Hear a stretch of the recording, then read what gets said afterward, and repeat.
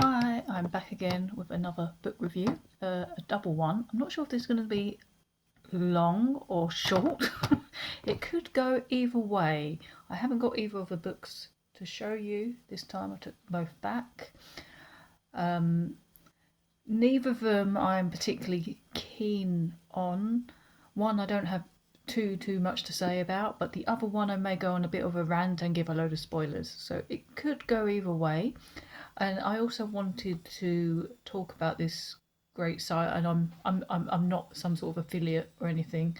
I'm not getting any money for mentioning this, but I think it's really cool, especially for people that love reading and books like I do.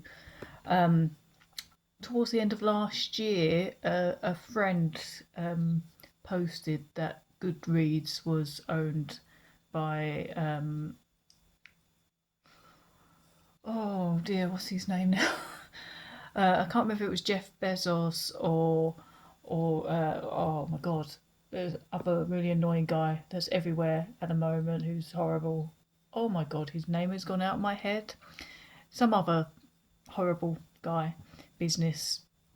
Oh, I don't know why his name is gone completely blank. He's one of Trump's good friends. It will probably come to me at some point.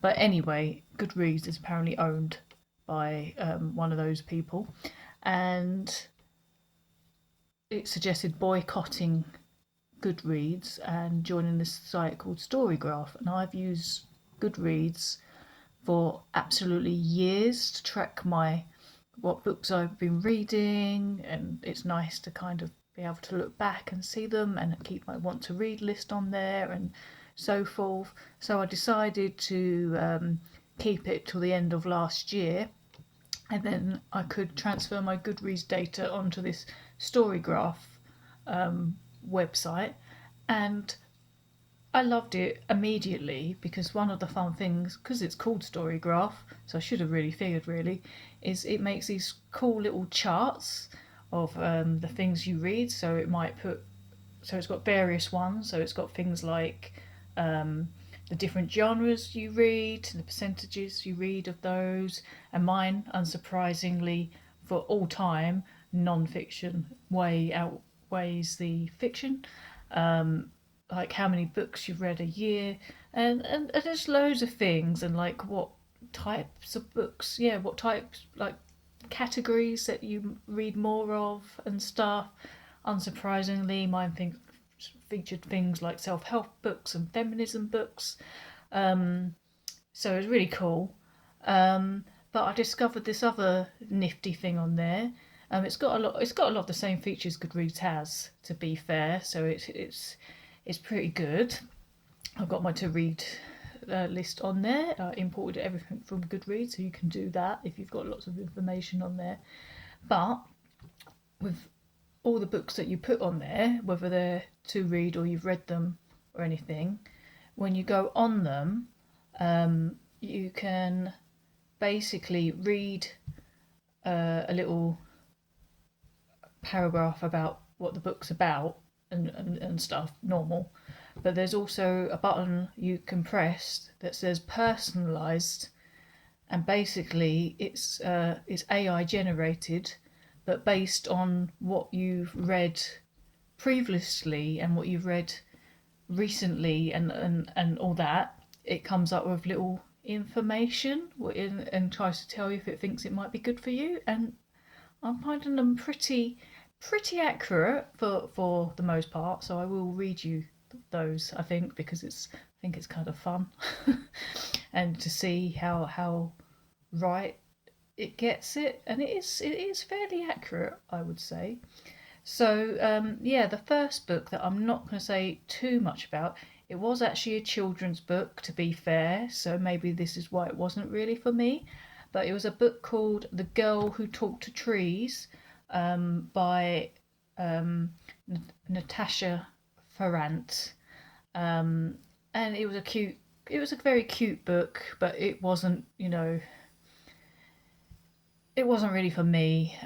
Probably maybe because it was a children's book, it just didn't resonate for me. I did like the whole idea of this little girl finding all these stories from these different trees, and it also had little lovely illustrations in there, and there was pages which explained about different types of trees and gave a little bit of information about them as well. So it's very educational as well, about nature for children, so that's lovely. And if I had children myself, then I would probably get them to read that book.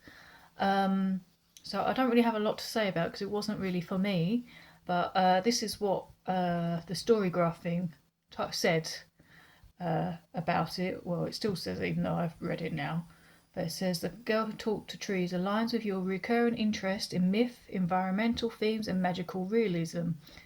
For example, when you read the Whale Rider, the Mermaid of Black Conch, blending nature's mysticism with emotional resonance. However, as a middle grade title, it risks oversimplification compared to your favoured young adult and adult orientated magical realism, which balance whimsy with darker, complex themes. Consider whether you're in the mood for a gentler, eco-focused narrative, or prefer the layer maturity of your higher rated fiction. So, pretty accurate, I would say. Now, the second book, which I may have a rant about, and I'm probably going to do some major spoilers. So, if you don't want to read, if you're gonna read the second book of the Ugly series by Scott Westerfield, which is Pretties, then I suggest you turn off the video now. So, I've recently read Uglies. You may have watched my review where I also did have a rant a bit about that book. I have mixed feelings about it because I kind of liked the book, but at the same time I also hated the book because the characters were really, I found the characters really unlikable, but at the same time it was kind of readable and I kind of wanted to know what happened, which is why I decided to read the second as a trilogy. In the same sort of vein as the Hunger Games, it's dystopian. It's about a world where people, when they're 16, have to be turned pretty, so they have like plastic surgery and stuff.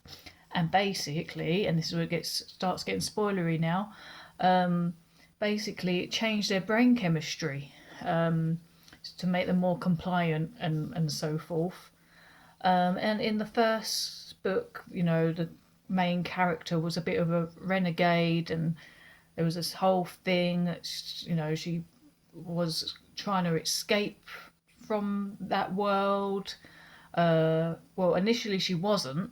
She initially went to betray the people that had escaped and made this secret world away from the city, to basically get them caught. But she ended up falling in love with some guy there and then wanting to stay there, and it was a whole thing. It was a stupid thing, but it was a whole thing. So basically towards the end of that one, she decides, because there's another character, the guy that she falls in love with in the first book, his parents are doctors. They also live in this out of the city world, and they have made these pills that they believe to be a cure to the pretty brain symptoms. Basically put your brain chemistry back together, but they don't know, so they basically need a guinea pig, and so someone takes it, you know, it's a risk. It may fix everything, but it may also possibly give them brain damage completely. So I can't remember exactly how, but in any case, what happens is, oh yes, I think it's her friend refuses to do it because she's already prettified and she's not convinced. So Tally, the main character, says, well, what I'm going to do is I am going to go back to the city and make myself pretty. Going to make sure I've written consent, because I need consent, and make sure you've got to make sure that once I've turned pretty, I get this note and these pills, and I'm going to take them and take the cure, and you know, from there things can get better. So of course the second book starts with her now pretty, and she's living in the city, and all prettified, and of course her brain's gone weird, so she's not like how she was before, a bit rebellious, and that she wasn't very likable in the first one, even as a rebellious person. In the second one, yeah, she's even worse. She's even worse.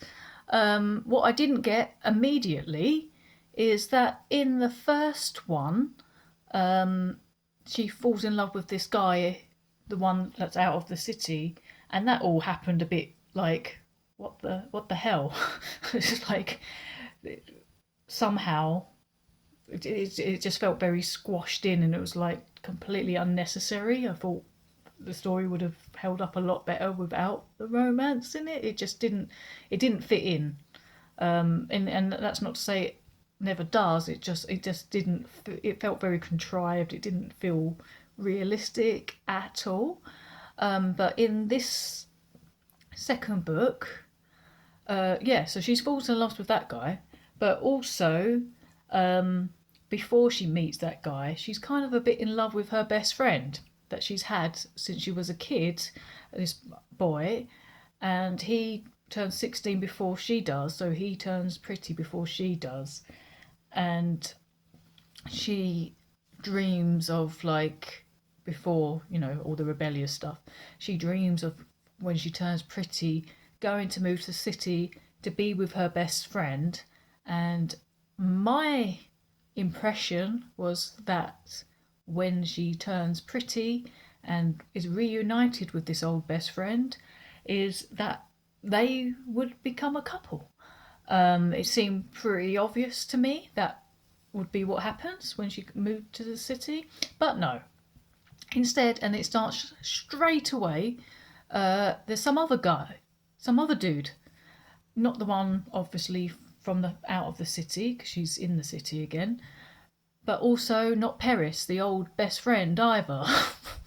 Just some guy. There's no explanation of how they met, or what connected them, but somehow, somewhere along the book, it comes out that he's also got a little bit of that rebellious streak as well. It's like, yeah, but how? So it makes no sense. So that's the first thing I'm going to rant about, is that didn't make any sense whatsoever. Why she suddenly were in love with this completely other random dude, and why? Why does it happen? And not only that, but within a few pages I was getting annoyed because they continually, and I didn't really get what they meant by it. I don't remember it really from the first one, but maybe I've bypassed that somehow. Is they kept saying they wanted to be bubbly, bubbly. They kept saying bubbly all the time, and it was like, oh my god, just shut up, just shut up.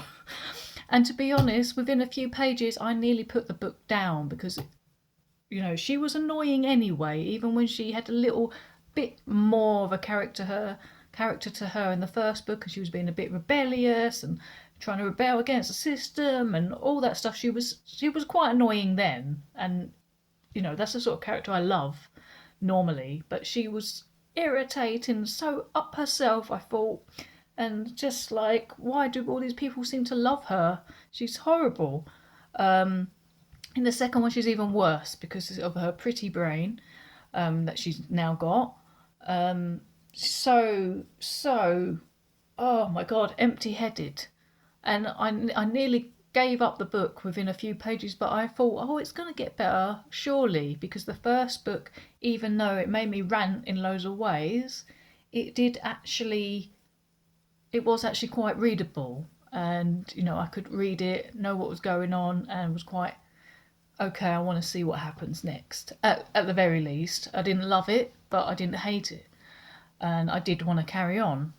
But now that I've read the second book, Pretties, which was just idiotic. It was idiotic, and she did get a bit rebellious again in this one, but she was still annoying. Even being reunited with her guy from out of the city, who she obviously would have had a bit of a deeper connection with, because she obviously spent that time out of the city, doing all sorts of crazy stuff, and running away from things and stuff with this guy. It would seem more logical that she'd have more connection with this person. But yet, when they're reunited, all right, she's still maybe got a little bit of the pretty brain, despite the fact she's taken a pill. But but no, she still picks this new guy who's come from nowhere. So what the hell, man? And there was something else I was gonna say. Yeah, that's the one other thing I was gonna say. And yeah, I am ranting. So it's a long video. So she does eventually get those pills, with the letter to herself, kind of thing. And there's 2 pills, and the idea is obviously that you take both pills. As it turns out, you really do have to take 2, because one affects the other, kind of thing. So they do different things. But because she's with her new boyfriend, and she's kind of, because she's in her pretty mind, she's kind of like, oh, I don't want to take it, I don't want to take it. And he's like, oh, I'll do it for you. Let me do it for you, because he's also got a bit of a rebellious streak. But then she's of course like, oh no, there's 2. Let us both have one. Not that she knew that,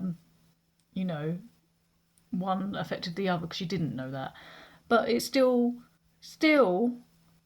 surely, I mean, anyone that takes ibuprofen or paracetamol or whatever, isn't it true that most of the time you take 2?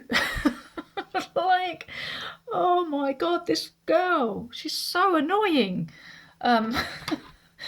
Yeah, so I really, really hate Tally from the Uglies series. She is such an irritating character, honestly. So I'm so angry, I'm gonna slam my pen. So yeah, so I'm not even gonna bother reading book 3, because most of Uglies 2, Pretties, basically went over my head. It was idiotic, and as I got towards the end of the book, I was actually tempted to throw the book across the room. But as it was a library book, of course I didn't do that. But I really wanted to throw the library book. And to be fair, I was on the train when I finished it, so I would have hit someone in the head hard with it probably. But yeah, that's how that book made me feel. And one last thing, what did it say on Storygraph about it, on the AI thing? I'll just quickly read you that.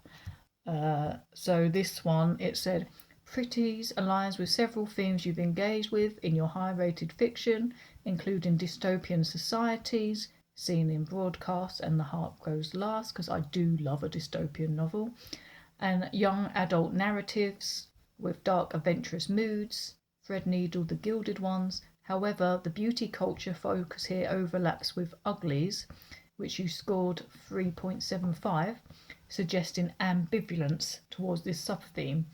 While the fast pace and young adult dystopian elements fit your preferences, the love triangle theme diverges from your favoured core themes. What have I been ranting about? Example, found family, patriarchy critique. Yeah, that would have been a lot more interesting if it was about overthrowing patriarchy, let's face it, and may not resonate if you prioritise depth in relationships over plot-driven tropes. Consider whether you want more dystopian exploration, despite potential genre fatigue from lower-rated titles like Oryx and Crake. So yeah. So this is probably one of the longest book reviews I've done, and I hated the book. I hated it. But yeah, so I'm gonna stop here. I think my next one will be a bit better, because I am reading a much better one now. So I'm sure I'll be back again very soon to tell you about that. So I'm going to leave it at this, because I've ranted on far too long. I'm probably going to not be able to post this on all the social media sites this time. But yeah, so thank you if you managed to make it all the way to the end of this video. And if you've read either of those books, but particularly Pretties, I'd love to know your thoughts on it and whether it's just me. Is it just me that this book is absolutely a piece of rubbish and the character is terrible? Or am I alone in that? But anyway, that's that. And I'll see you again very soon. Bye.